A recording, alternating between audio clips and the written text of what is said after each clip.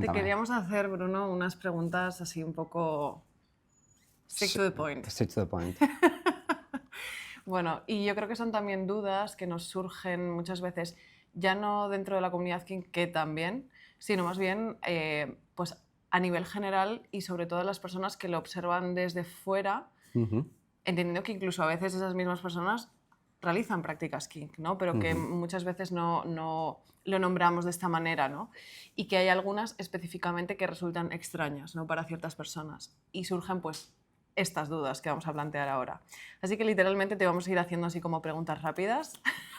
Eso es. Sí, ahí. Ahí. Y tú le vas dando caña, ¿no? Con tu tremenda sabiduría, que es por la que estamos hoy aquí. Primera, ¿somos las personas con gustos kinks perturbadas? No, para nada. O sea, esto es una construcción del siglo XIX, además. Esto proviene de dos... Bueno, esto no es muy straight to the point, pero bueno. Esto proviene de dos personas, sobre todo del siglo XIX, que son Benedict Morel y Richard von Krafft-Ebing. Y no, para nada. Lo patológico no tiene nada que ver con los deseos gestionables, razonables, etcétera, etcétera, etcétera. Y lo razonable y lo gestionable no tiene nada que ver con qué es lo que deseas, sino con cómo lo gestionas. ¿Qué quiero decir con esto? Que tú puedes desear determinadas cosas y la cuestión no está en eso, sino en cómo lo haces. Es consentido, es consensuado, etcétera, etcétera, etcétera. Una cosa que nos pasa a la peña del kink es que a veces como que nos desensibilizamos, ¿no? Y yo me nombro como persona del kink y del BDSM. Y es como que a veces no somos conscientes de que cosas que para nosotras pueden ser súper normales, fuera no lo son. Pero como he dicho antes, ¿no? Que es que a mí es un ejemplo que me hace siempre mucha gracia, lo de ¿qué tiene de complicado, de bizarro, de barroco que a alguien le gusta que le echen un pis? Nada, pues ya está. O sea, ¿son felices? ¿Hacen daño a alguien? No. Ya está. Ya está. Vale. Es que a veces hay que hablar así, desde la sencillez. Pero también porque es asociado peligroso con ciertas prácticas, ¿no? Hombre, Eróticas. esto ya sabes que yo hago muchas veces este ejemplo en educación sexual, pero es la pura realidad. Tú llegas ahora donde un grupo de amigas random, que a lo mejor no te conocen tanto, y dices que has tenido una práctica, por ejemplo, de juegos de impacto, vamos a decir spanking, me da igual dando que recibiendo. Y te van a decir, hostia, pero le puedes hacer daño, pero te pueden hacer daño. Y sin embargo, tú llegas donde estas amigas y dices, me he apuntado a Muay Thai. Y te van a decir, ah, pues es muy bueno, es un deporte, entrenas la lateralidad, no sé qué. ¿Por qué en el deporte se nos permite ponernos en riesgo y en la sexualidad no? Claro, es que esta es una pregunta interesante. Ok, o sea que tenemos que diferenciar lo que hacemos de cómo lo hacemos, ¿no? El punto está en cómo lo hacemos. Evidentemente. Bien. Las partes podían consentir, han consentido, sabían a lo que se exponían Pues ya estaría. y ya está. Pues ya estaría. ¿Hay prácticas que están bien y otras no? Prácticas. Volvemos a la ética. Esto es una cuestión de ética. El problema es que la hemos derivado a la patología, la rareza, etcétera, etcétera, etcétera. Cuando en realidad aquí la pregunta que prima es la ética y es lo que he dicho un poco antes. ¿Podían consentir los sujetos? ¿Han consentido? ¿Son conscientes de lo que estaban haciendo? A partir de ahí, evidentemente, una persona intoxicada no puede consentir. Evidentemente, una persona menor de edad frente a un adulto no puede consentir. Evidentemente, un animal no puede consentir. Por poner 3 ejemplos donde el consentimiento es imposible, ¿no? Pero mientras se pueda consentir, hay quien dice que yo soy demasiado liberal en esto, ¿no? Es como, bueno, pero es que la gente se puede hacer daño. Ya, pero es que la gente también hace puenting. Ya. Y no montamos esta algarabía porque la gente vaya a hacer puenting. Y a mí me parece terrorífico. O sea, no se me ocurre ni jarto de vino. O sea, me da un miedo de la leche. Y es como, hostia, es que la gente se pone en riesgo físico en muchas situaciones que no están mediadas por lo erótico y nos parece bien. Pero en cuanto está mediado por lo erótico, empezamos a poner pegas. A lo mejor no estamos hablando de los riesgos físicos, sino que estamos hablando de nuestros prejuicios e ideas sobre lo que debiera o no debiera ser lo erótico. Ok. Claro. Bien, esta siguiente pregunta la hemos respondido en la otra parte de la entrevista, vayan a verla, pero ¿es correcto el término fetiche o fetichismo? Yo creo que si la persona es consciente de su genealogía, de dónde viene, y lo está utilizando sabiendo lo que hay, sí. como figura, como cuadro diagnóstico dentro del marco psicopatológico, que aunque haya desaparecido hoy en día de muchos manuales, por ejemplo en el DSM-5 ya no se considera el fetichismo o las parafilias como formas de cuadro diagnóstico de enfermedad mental, desde mi punto de vista es una barbaridad. No sé a quién le puede importar que a una persona, para encontrarse con la persona a quien desea, tenga que mediar, por ejemplo, un objeto concreto. Para otros tiene que mediar la penetración, tiene que mediar o la mamada o el follar. Pero sin embargo, si de repente, para que se dé el encuentro, tiene que mediar un zapato, tiene que mediar el nylon, el látex, me da igual. ¿Por qué nos pone tan nervioso determinadas cosas cuando en realidad si las miramos fijamente tienen tan poco valor? Oye, pues si tú para encontrarte con tu mujer necesitas comerle el coño, nadie te decimos nada. Y si tú para encontrarte con tu marido necesitas que medien, por decir algo muy clásico, unos zapatos de tacón, ¿qué pasa? ¿Cuál es el problema?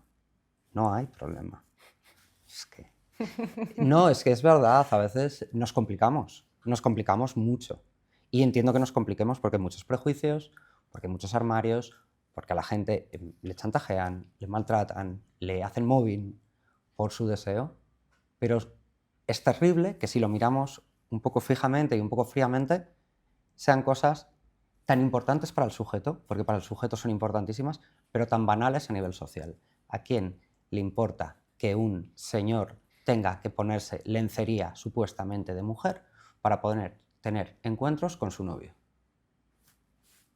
¿Qué valor tiene esto? El valor es para el sujeto, que dice, deseo ponerme lencería para poder tener un encuentro con la persona a la que deseo. ¿Pero a mí? ¿Por qué me va a importar esto? No, bueno, está practicando travestismo, crossdressing. Pues estupendo. ¿La psiquiatría y la medicina siguen considerando patológicos los gustos kink y las eróticas alternativas? Sí y no.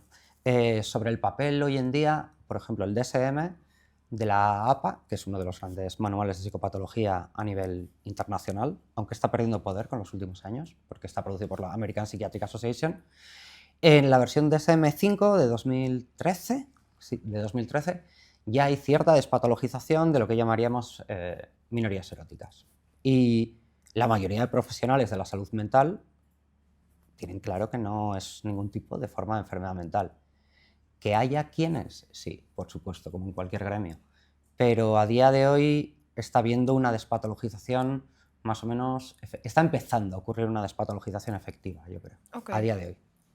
¿Por qué hay placer en el dolor?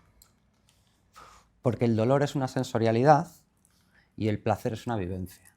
Y la vivencia es la construcción de una forma de percepción en nuestra conciencia mediada por nuestra biografía. Es decir, además no hay placer en el dolor, hay placer en determinados dolores producidos por sujetos determinados, ¿no? Muy específico y efectivamente muy necesario remarcarlo. Es que esto hay que remarcarlo porque a mí me hace mucha gracia, ¿no?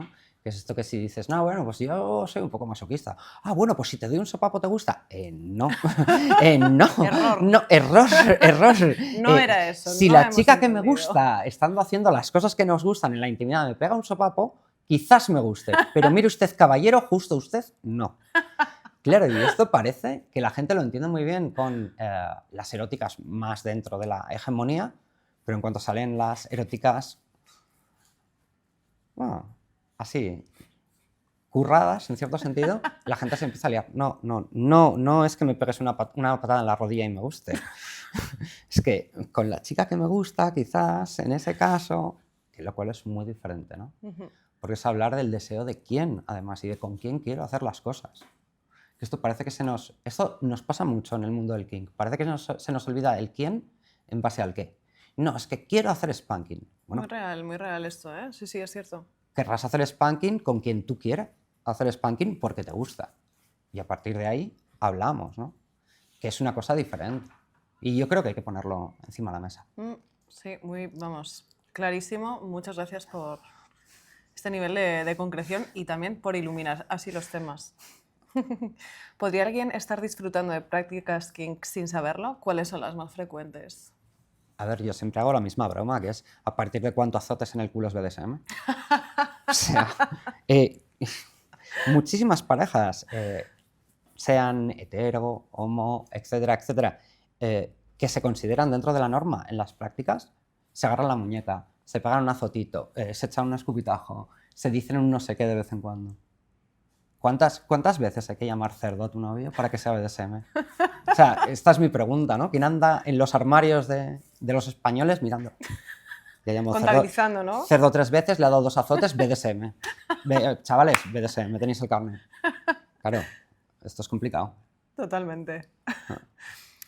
Bien, esto es un temazo, ¿eh? ¿Cómo se relacionan los traumas con los gustos eróticos? Puede haber una relación directa, porque esta es la típica que todo el mundo dice, ¿no? Es que en la infancia le pasó no sé qué, no sé cuánto, y queremos buscar, ¿no? Esto también lo hemos hablado en la entrevista antes. Sí, esto es la respuesta sexológica. La configuración de nuestro deseo está mediada por nuestra biografía. ¿Qué quiere decir eso? Puede que en algunos sujetos y en algunas biografías un hecho traumático sea un significante que haya producido una serie de deseos. Pero no hay una relación causa-efecto directa. ¿Qué quiero decir con esto? Es que en unos sujetos puede haber sido una cosa luctuosa y en otros sujetos puede haber sido una cosa maravillosa, lo que les ha llevado a desear lo mismo. Entonces, estos marcos explicativos colectivos nunca dan razón de cómo el deseo y su configuración es individual y fruto de la biografía. Y como cada una tenemos nuestra biografía, no deseamos lo mismo por las mismas razones. Claro. Yo colecciono explicaciones al fetichismo de pies. Es genial. O sea, he leído cada cosa, es genial.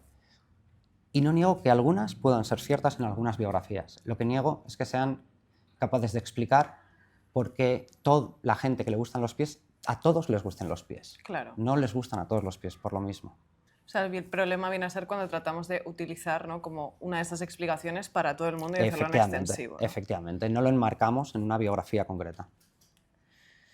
Pues con esto vamos a cerrar porque creo que hemos respondido ya perfectamente todas las preguntas. Así que muchas gracias, Bruno. A vosotras. Ha sido un absoluto placer y pues nada, ya sabéis, suscribiros y si tenéis más preguntas que queréis hacerle a Bruno, pues nos las dejáis en comentarios y a ver qué nos dice. Hasta luego.